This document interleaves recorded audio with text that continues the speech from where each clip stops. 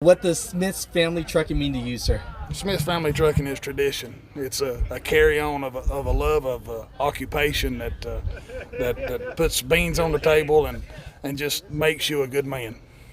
Love it. Thank you. Yes, sir. Well, I'm blessed for the people in my life, and I learned a long time ago through some mistakes that I made and some time spent away from my family. It's more about quality than quantity. I appreciate that. Yeah, that's the truth. I mean, the older you get, the more you'll see it.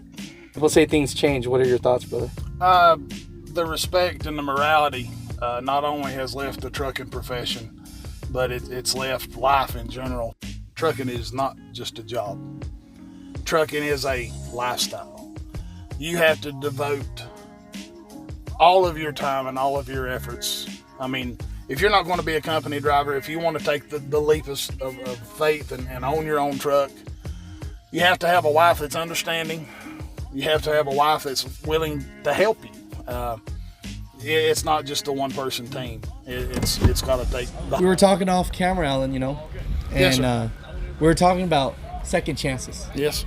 And thank you for just having this on air, on camera. Absolutely. Just to really motivate people. Because all you mother truckers know that for some people, they are judged for things that they've done. Absolutely. And the last thing they want to do is put it out there on camera. Mm-hmm. So I appreciate you for putting out there for positive reasons. If what I've been through in my life can help somebody and let them know that there is hope, all you got to do is just put forth the effort, then I'll be more than happy to tell it.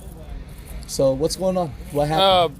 I spent some bad decisions. I spent 6 years in federal prison, United States Penitentiary, Pine Knot, Kentucky, for some bad decisions that was way out of my character, but I did them anyway because, hey, I thought it was cool. I thought that's what truckers did. But real truckers don't do that. Real truck drivers put their family and their business before themselves. They don't turn to drugs. They don't turn to methamphetamine. They don't. That's a crutch. I'll have more respect for you knowing that you get out here and do it day in and day out, and you lay your head down and you get honest rest, than if you go down here and you hit a pipe or take a bump and you go up a road. I'll have more respect for you knowing that you do it honestly. At that time, though, did you feel like you were doing the right thing? Honestly, at that time, I did, because I felt like it put more on the table than it took off. But then one day it took the table. What ended up happening?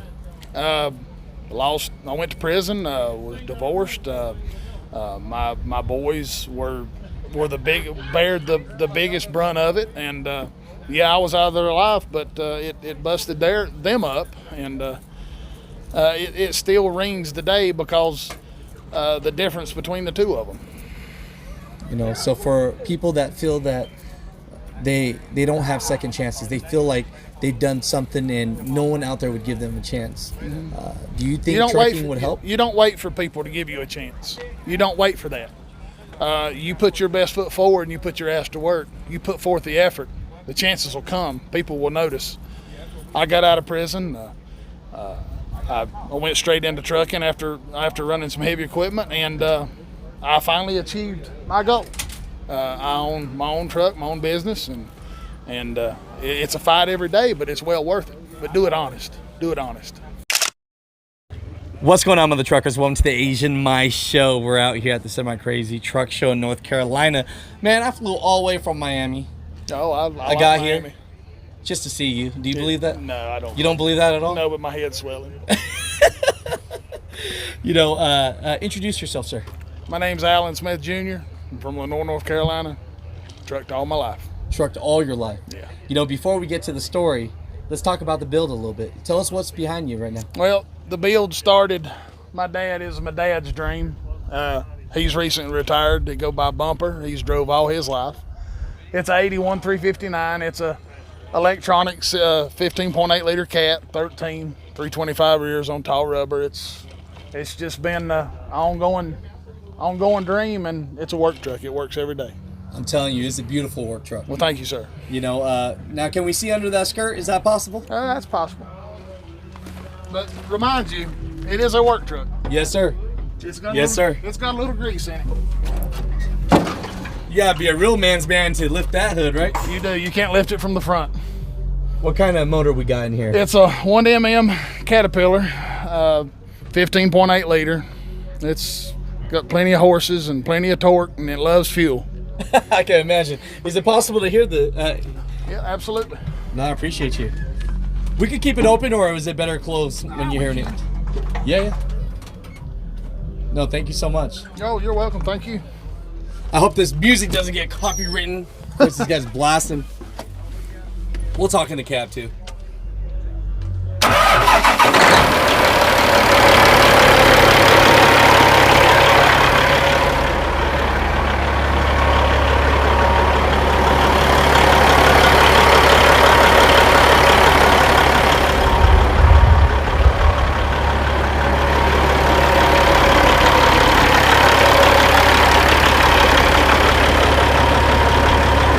Sounds beautiful. That's good. That's good right there.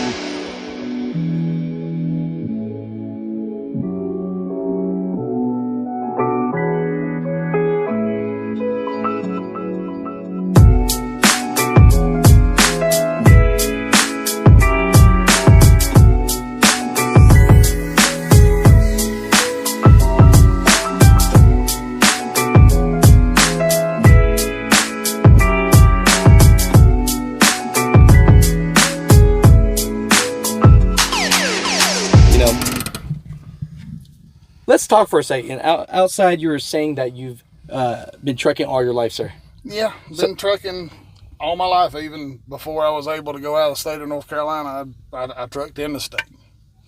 So how old were you when you were doing that? 18 years old already? 18. Now, tell us a little bit about your upbringing. I mean, did you love trucks? Did your father truck? Who trucked in your family? My dad. My dad's trucked all my life. He's trucked since pretty much since he graduated high school in the early 70s, and he's been owner operator for almost 40 years. And this is actually the second truck that he bought and built, and the first one was a cab over Kenworth, and I was hoping it would have been my truck, but I got lucky, and this is the only truck in the world that I ever wanted. And when Daddy retired, I was lucky enough to carry it on. No, I love it. So how many years you been trucking now? Well, it's almost 30 years. Almost 30 years. Yeah, I'll be 47 tomorrow. Happy birthday. Thank you. Thank you very much. All you mother truckers out there, man. This man that's been trucking and helping the economy go around for the last darn on, decade and a half. Mm-hmm. Almost. From that time, people say things change. What are your thoughts, brother?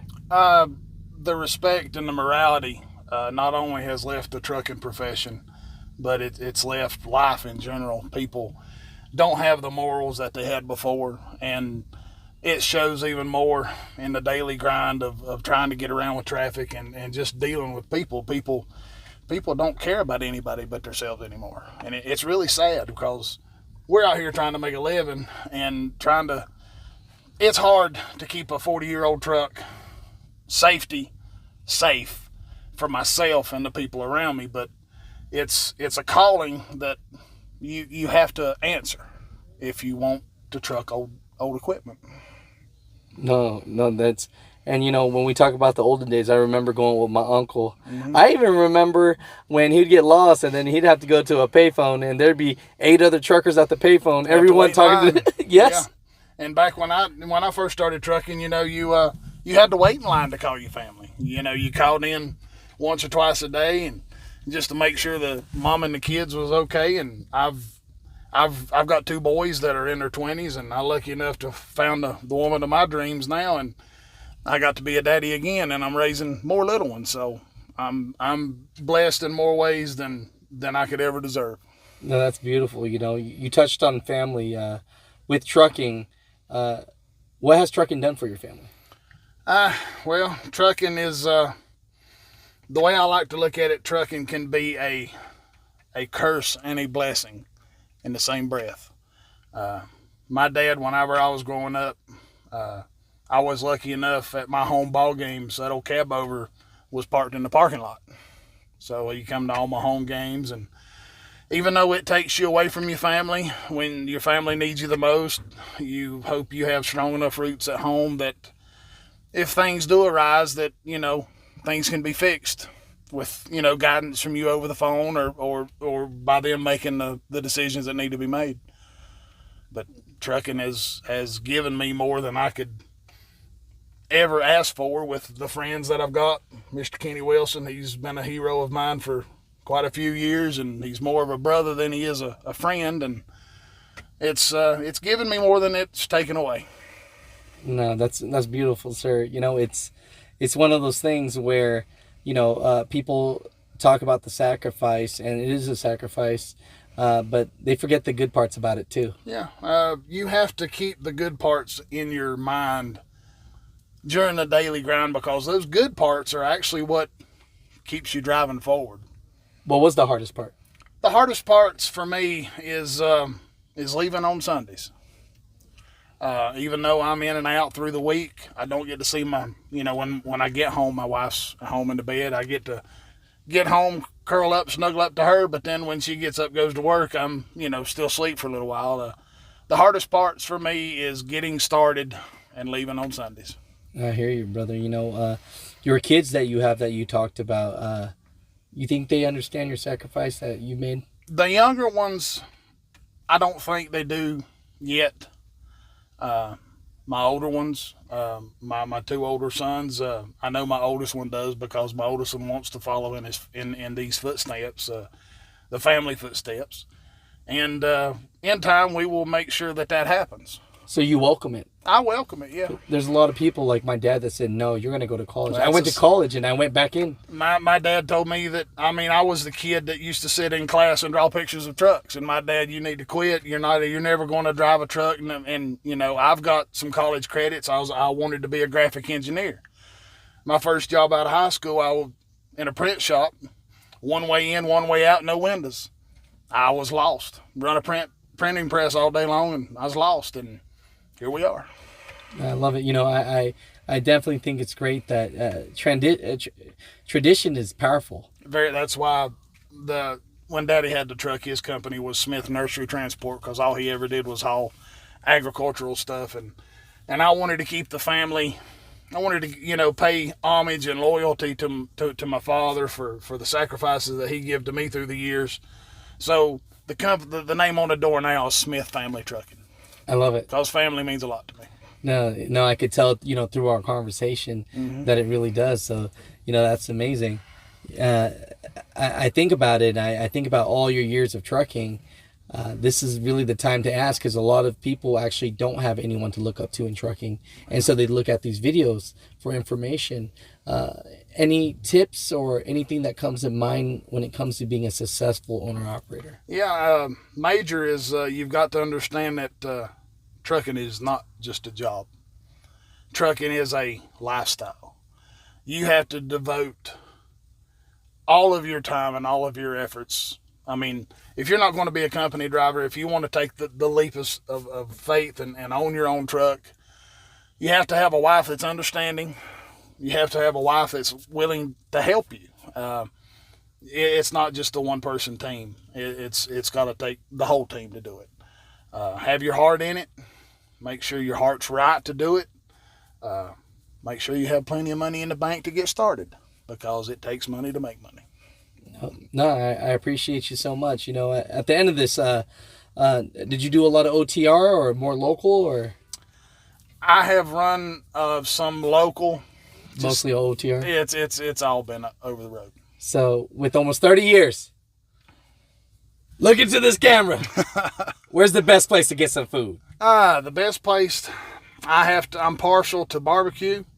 There's nothing like Eastern North Carolina barbecue is good, but it's more vinegary for me. I like the more tomato-based barbecue, but I'd have to say Texas. Texas is probably about the best place to eat. Me and you both, because when I was living out there, yeah, I didn't think it was the best coming from California. Well, if you can look at me, I don't miss many meals, so I eat about everywhere I go, but Texas to me is probably about the best place to eat. Any shout-outs before we let you go, sir? I'd like to shout out for everybody that makes it a lifestyle and puts their heart into it, because without people like myself and others that are out here making a living and providing for their family, God bless you, and I wish the best for everybody that's putting forth an effort. You know, I don't know you, brother, but I love you. I wish you the best. I appreciate it. You know, the love of your life that you found now, you know, it's a blessing. The kids that you have now. Yeah, the way we met's something it don't happen that often because there's so many catfishes in this world. And we met off Facebook, and she's 17 and a half years younger than me, and she's been a blessing to me ever since. And, you know, I love you, Melissa. I just want you to know that. That's so great. That's great. You know, sometimes things are just, you know, we don't need to overthink things. They just happen. It just happens. You know, just make the best of what you have and just go with it, huh? That's it. No, I appreciate this interview. And, man, you don't know what an honor it is to me, you know, podunk hillbilly from North Carolina to follow in my daddy's footsteps and carry on a tradition and be noticed for it and be interviewed. Thank you. Well, you know, I was flying down here, and good old buddy JT says, he's one of my heroes. He said, there's a guy I want you to meet. Oh, was I one of them? Yes, sir. Lord have mercy. I must be a celebrity. Didn't even know it. I'm telling you. You touched a lot of people. I met him through Facebook, and we just became friends, and, you know, we joke, we cut up, and we carry on, and JT's a fine fella, and I'm very thankful and blessed for his friendship. You know, I tell you, you have a great team behind you, brother. Well, I'm blessed for the people in my life, and I learned a long time ago through some mistakes that I made and some time spent away from my family. It's more about quality than quantity. I appreciate that. Yeah, that's the truth. I mean, the older you get, the more you'll see it. That's amazing. Thank you. No, thank you.